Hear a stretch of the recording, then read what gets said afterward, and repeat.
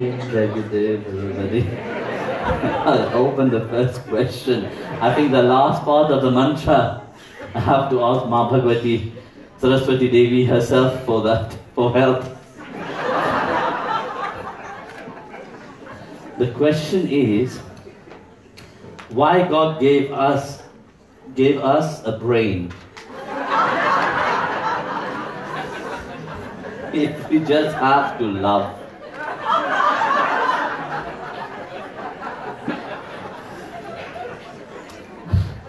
That's why I was laughing. You see, God have made his creation in a perfect way.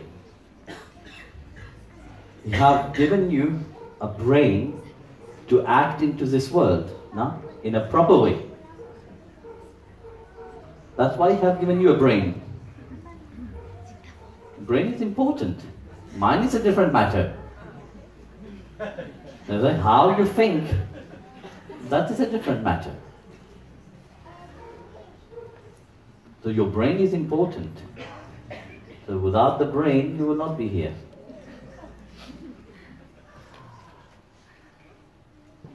The brain is the one which controls everything. No? Inside of your body, everything is like a control room. It controls each part of your body. When something happens in one place in your body, automatically the brain reacts upon that.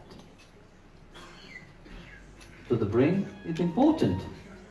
Why God have given you? If you have not given you a brain, well, there is many brainless people. That is true also. Even if the brain is there, but they're still brainless. That you meet every day. Have you ever met? Huh? They can't even use the capacity of thinking.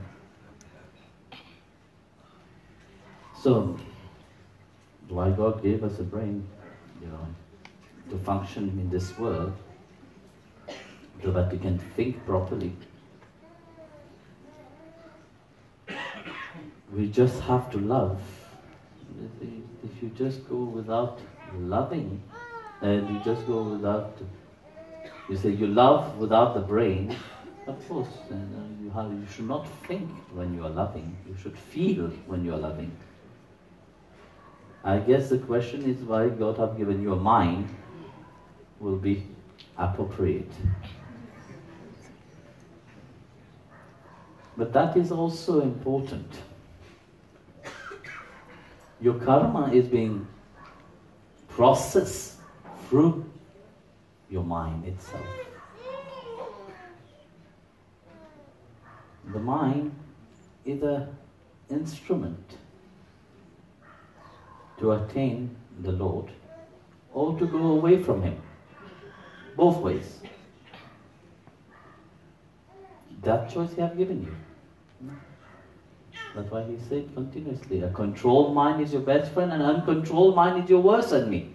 He doesn't talk about two minds, He talks about only one mind. Wherever you focus that mind, that becomes your reality. So if your focus is upon love, that love will grow inside of you. But if your focus is upon the world, then you will receive what your focus is upon. So, where you focus your mind, that becomes your reality. It's like wearing a glasses. If you wear glasses which is red, which color you will see the world? Blue? No, red. So it's like the mind makes you perceive what you have inside of you. It's like a mirror. What you see outside, it's mirroring what you have inside of you. Very often, you see, we look at people automatically we judge the people. This is a natural state of the mind. Without comprehending anything, the mind judge. Because one thing but one is the most important. One thing but one knows everything better than anybody else. And of course, when you start to think like that, you have put a glasses which is very narrow, which is very dark in color. You can't perceive anything. You can't perceive really the reality of your life itself. Somebody who their mind is full with negativity, what will come out of them? When life squeezes them, only negative things will come out. And that's what they will see. That's what they will perceive. But those who have love inside of them, when they squeeze, only the nectar will come out. The nectar of love. That's what in Chandogya Upanishad it said, that those who have surrendered to the Lord, they perceived only the Lord everywhere. They don't see anything. The gopis, the poem of the gopi, when they explain, what do they say? They will see Sham in everything. No? Wherever they will look at the cow, they will see only Krishna. They will look at the cloud, they will see only Krishna. They will look at the pupils of the eyes, they will see only Krishna. There were no good or no bad for them. They perceive that equalness, they see their beloved Lord everywhere where they are. That's what love does. When one is in love, truly in love I'm talking about, they perceived that love in everything that they do. Love have that capacity of transforming everything, how one view it. In that, those who have attained that state of loving, they don't have any problem. They don't have any enemy. For them the world is equal. Because they are viewing their beloved Lord in everything. They attain to that love. Everything become love. Everything become that nectar. That's what they are projecting. That's what they are sharing. That's what they are giving and emanating. But when someone has this, it creates a big problem for those who don't have.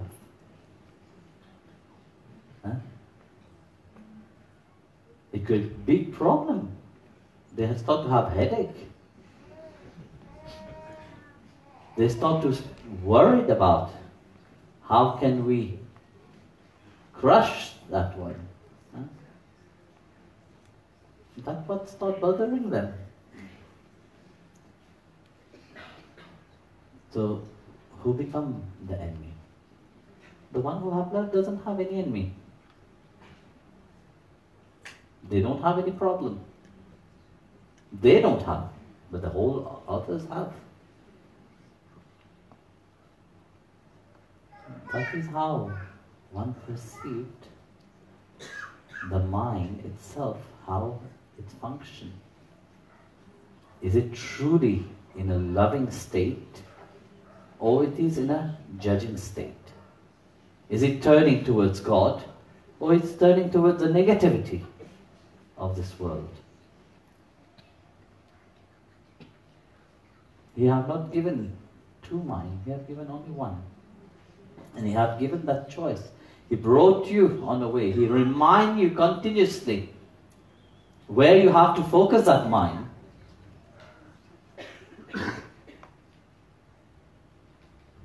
But it's more attractive to focus it on something which is limited. Because you can't comprehend the unlimited.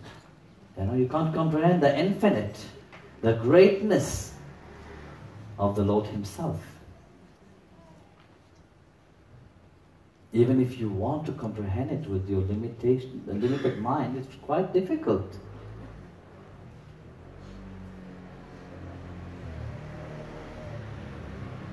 So that's why those who have attained to that state of love, their mind have transformed. Who is in their mind?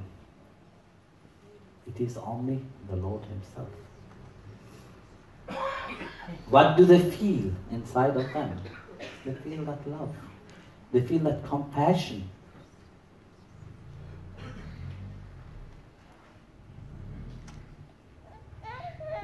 We talk about love, but very often we don't comprehend it. We love only when everything is going the way we want. But once it doesn't turn the way you want, the same beloved which you say in the morning, I love you, you say, I hate you, I hate you. Yes or no? It happened. It happened daily. 15 times a day your mood change. Your mood doesn't stay the same. In the morning you wake up, your beloved bring the breakfast on the table. My darling, you're happy. You're going to work very happy. Talking, sharing, very happy. But just say one time something that your beloved doesn't want to hear, or it doesn't agree with you. What happened? Is that love still there, or does it change? You expert, I'm asking from you. Really? It does change. How much you can say you love, that love transforms itself. Because it is limited. It is based on expectation, or security, and so many things you have based upon, and then you call it love.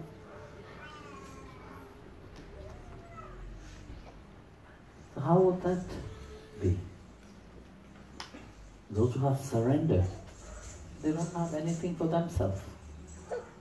That word surrender means it's not mine, it is yours. You are the master. You take control. Why is this island? Why is this island? Why is this island was chosen for you to be born? Why I chose this island to be born?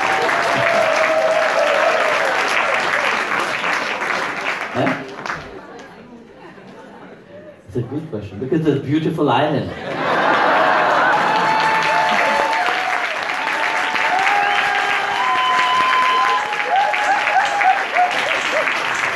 Look at how beautiful is this Mauritius.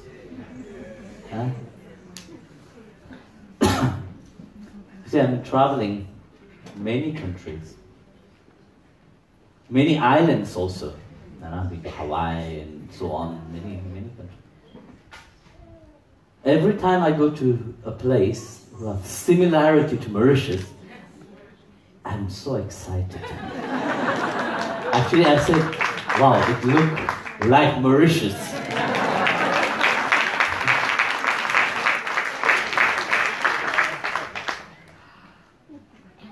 It's true, very often we don't appreciate, I'm talking about Mauritius right now, I'm not talking about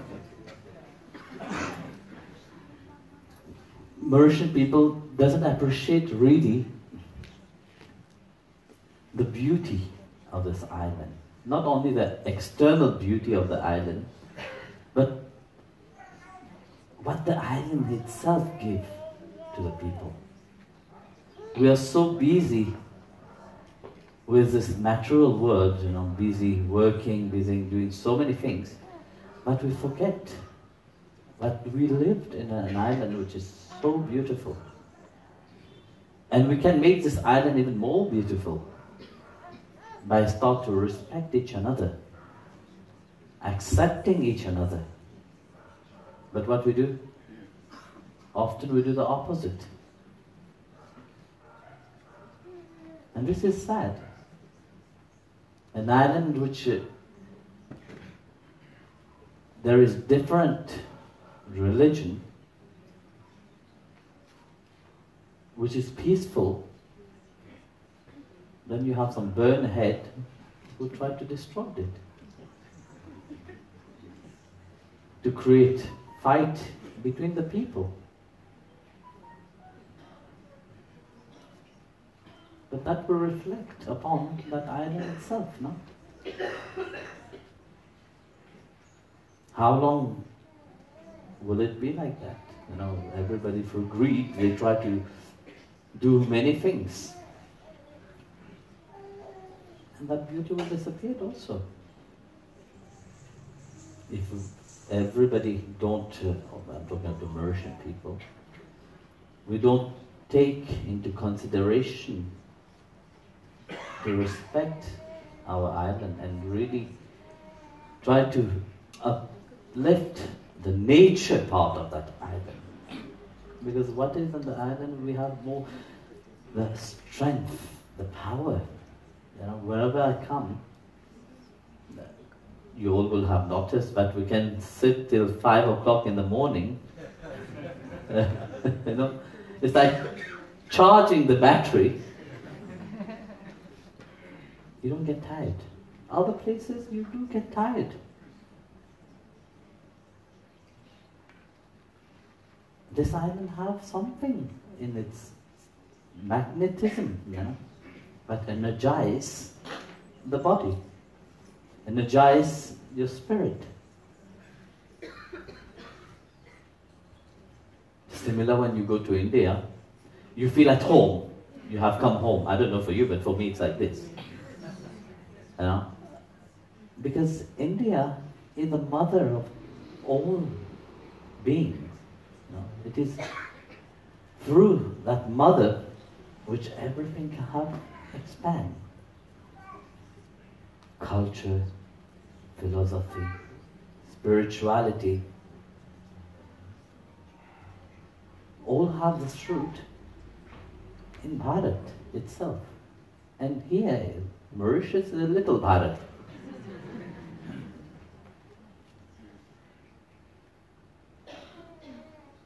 So it is a blessed place, this country, this place itself. That's why I think I choose to come here.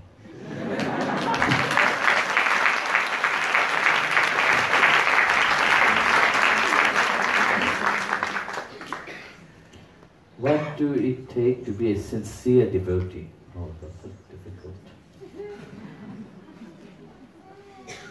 Firstly, what does it take to be a sincere devotee? You said it in the question itself. Sincerity.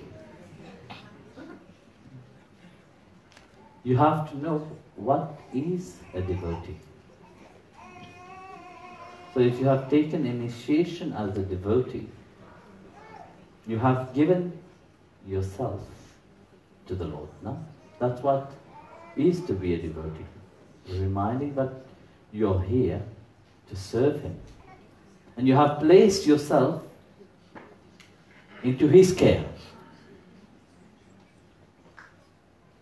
Being a devotee doesn't need, it's not meant only to wear the tilak and wear the kanti, and go with your mala bag around. That I am a devotee. No, it's not that. You have to be humble. When you call yourself a devotee, you have taken shelter to the feet of the Master. When you have taken shelter at the feet of the Master, it's not about you. Because when you take shelter at the feet of the Master, nothing belongs to you. Everything belongs to Him. You don't belong to yourself. You belong to Him. So how can you have pride into that? How can you let the ego rise? How can you say, I, mine, mine? Everything becomes His. This is a devotee. And not just saying, knowing. Mean it. Sakala loka masa hone vande ninda na kare keri re vancha kancha mana nischal rakhe dhan dhan janani keri re Vaishnava jana to prene kariye veera parai janiye. So Vaishnava have respect to the entire world. So here it said respect, not only human being, not only to the people who love you, but the entire world. Vasudeva Kutumbakam, the world is one family. That it is a reminder in our Shastra. But we are one family, and humanity is our true self. No? So they don't belittle anyone. They keep the word, action, thoughts pure. They're positive. And they say that the mothers of those who have this quality, they are blessed. Here, mother means also your motherland. You know, your surrounding, not only the physical mother, but mother in general. Samadrishti ne Krishna tyagi parashrishti jine matere jivata piya satna bole paradhana bajare aate Vaishnava jana to prene kariye veera parai The devotee sees all equally. They have renounced greed, avarice, view of others. They have seen that the world, everybody is our family. The Atma, we are all related. We all come from the same place. Huh? So we are all have all this. We are all related to the Atma. We may not related to the blood and flesh, no? But Atma, we know each other. That the Vaishnavas, their tongue might get tired, but they will not lie. Their hand would never steal from others. Moha maya vyape nahi chene vish vairag chena man mare Ram naam shun tari nati sakal tirat chena tan mare Vaishnava jana to tene kariye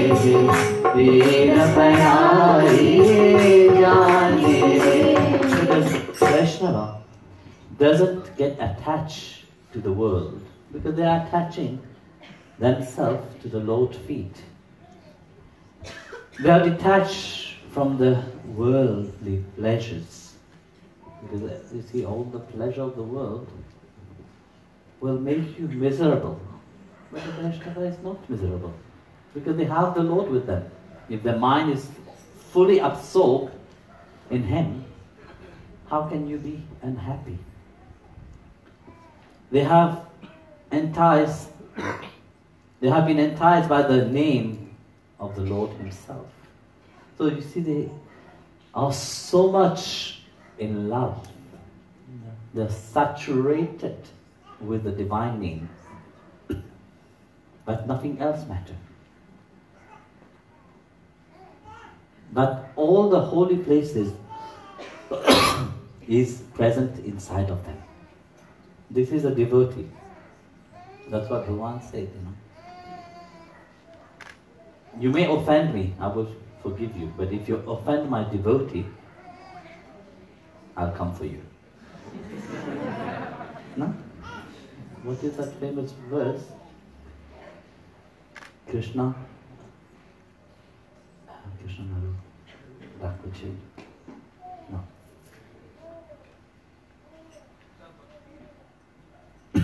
They're the famous verse, are they? If someone wants to hurt me, Krishna will protect. Raki Krishna Mare Krishna Raki. So beautiful this verse. I said, Raki Krishna Mare. If Krishna is protecting me, nobody can harm me.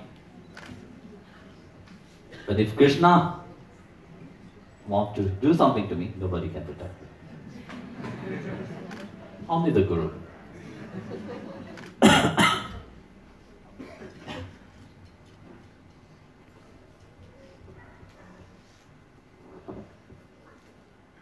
That's why in this verse it said that the whole pilgrimage is present inside this pure devotee himself. Vanalobhine kapat rahit che kam krodh nivaraya re nare narsiyo tenu darshan karta purare ko dilaya re Vaishnava jana to prene kariye veer parai jane re.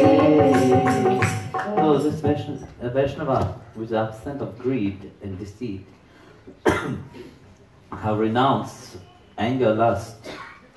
This author of this, Narsinh Mehta, feel great and blessed to be among such devoted people. This is what a devotee is. A devotee reflect the Lord Himself. It's not, like I said, it's not only to put a show of the outside or to dress very fancy, exotic clothes, or to put an exotic tilak on your forehead and walk around with the mala, The heart itself of a devotee have transformed into the heart of the Lord. But every part of such devotee reflect only the Lord Himself. There's a beautiful story in the life of Narsinh Mehta itself. Sorry. You see, Narsinh Mehta, when he was chanting for Krishna, first, Narsinh Mehta was a Shiv Bhakt. When he was small, he was very dumb. And his parent was always, the parent was caring for him. But after the parent passed away, the brother and the sister-in-law was looking after. But the sister-in-law didn't like him too much. So was always, poking him So one day, when he was very small, he left the house. He went in the nearby forest with the intention that he will kill himself. So as he was going into the forest, he saw a very dilapidated temple. So he entered the temple and he looked at the shivling. It was an abandoned temple. He looked at the shivling and he said, I will kill myself. I will hit my head on the shivling. So as he was thinking to do it, he knelt down, he hit his head. First hit, he fell asleep.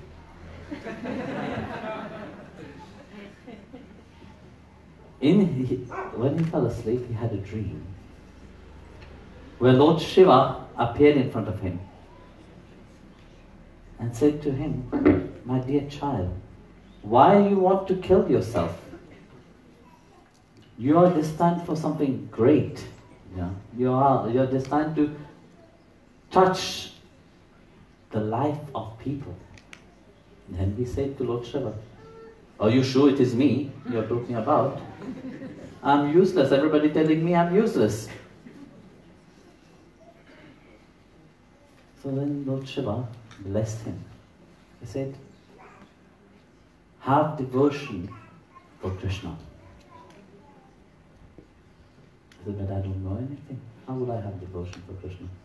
So Lord Shiva touched his head and blessed him with Kedar Rag. Kedar Rag is very dear to Lord Shiva. Ravana was praising Shiva by singing Kedar Rag. So he started, when he came back to himself, he was transformed completely. Then he started praising. Whenever he will open his mouth, a poem will come out in praise of Lord Krishna. So he became famous. But whenever he will sing, the garland from Krishna's neck will fly and go into his neck. So wherever he will go, that will happen. Of course, you see, jealousy also arises in the mind of people. So one day, there was some Brahmin was passing by, and he was so happy, he wanted to invite them. So he invited these Brahmanas. Then he realized that in his house there's nothing. He wanted to prepare some food for them, because when the Brahmanas come at home, you have to offer them prasad also. You have to offer them food. You can't just say, come, a guest come to your place, you don't even offer a glass of water, But this is not our culture. And our culture is when you go to somebody's house, first thing you offer water, then you offer them food afterwards. This is a Hindu culture. I've seen this culture also in Greece, in Russia I've seen this culture, but in Europe I have never seen that culture. You hardly even get a glass of water sometimes. It's true. There you have to phone them. Take a rendezvous according to their availability, So, but in ancient time it used to be like that. In the West itself, when people used to go and visit other people, what they used to do? They used to not even offer water, they used to wash the feet of the people. But this culture have finished. So, he wanted to offer food. Then he asked his wife. Wife said, what do you want to give? Nothing. There's nothing in the kitchen. So he rushed quickly to the grocery and asking for some dal or chawal, rice and so on.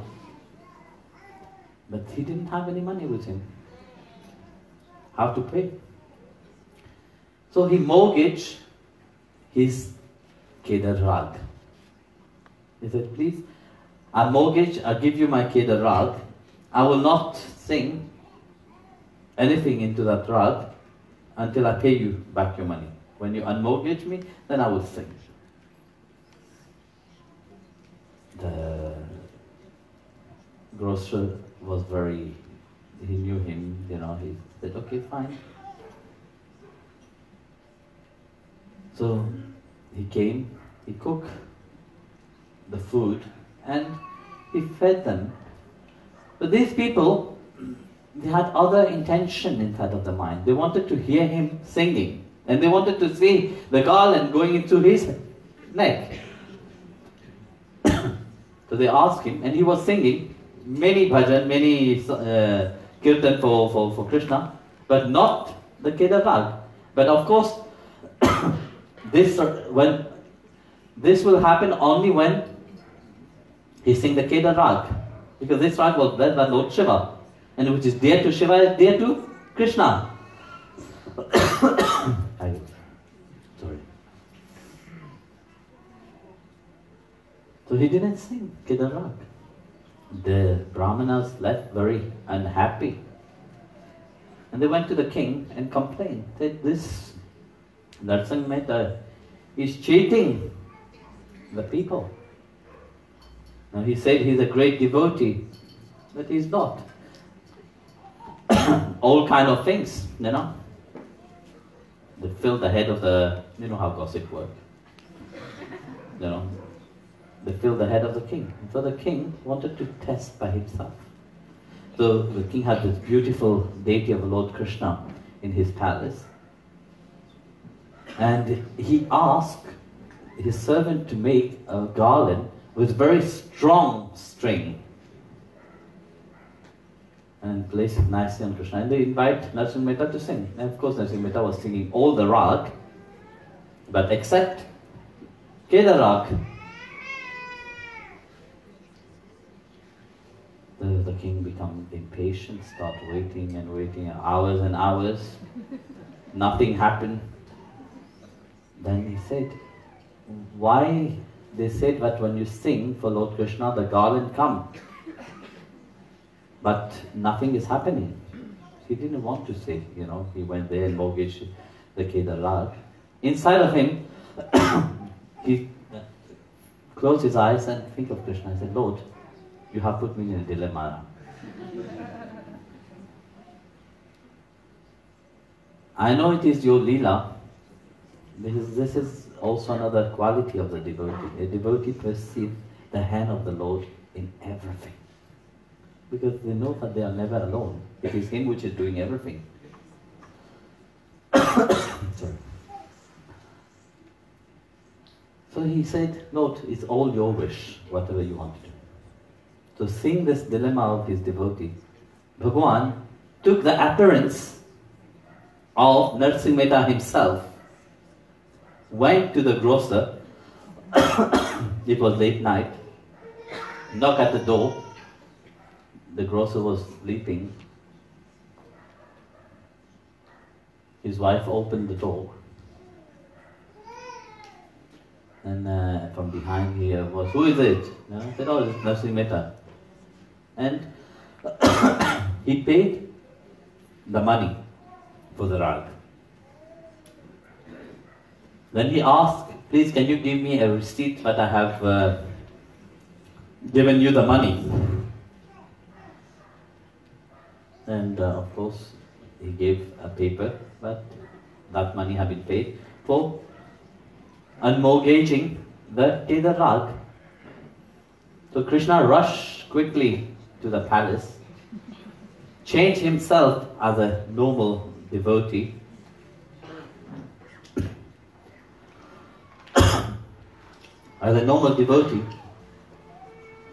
came near to Narsingh Mehta where Narsingh Mehta was sitting, and he dropped the paper on him. And he just left. Narsingh Mehta saw a paper, opened the paper, and he read. The rag have been unmortgaged. When he read that, he smiled, And he looked behind, the boy was gone. He knew that it was Lord Krishna himself who had come to save his devotee, to save him.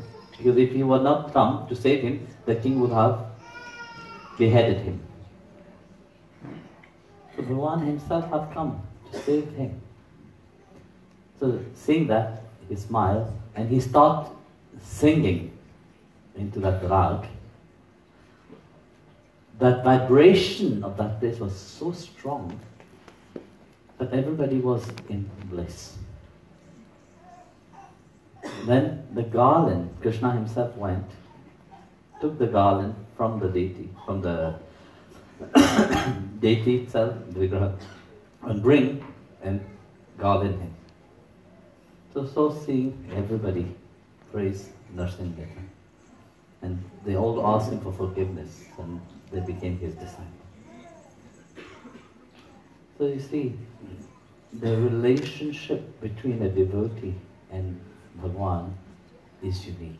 You can call yourself a devotee only when you have that uniqueness of that relationship, that intimacy, that personal relationship with him. Then you can say, yes, I am a devotee of him. Then you reflect all his quality. It's not about you, it's about him. You don't exist. It's only him. Tukaram said, in his poem, who is Tuka? Tuka is going around like a madman, singing continuously the name of the Tal. Because one have been consumed by his name. That I have been consumed by his name, but there's only him that stays. So that's how a devotee should be. Prabhu. Jai Guru.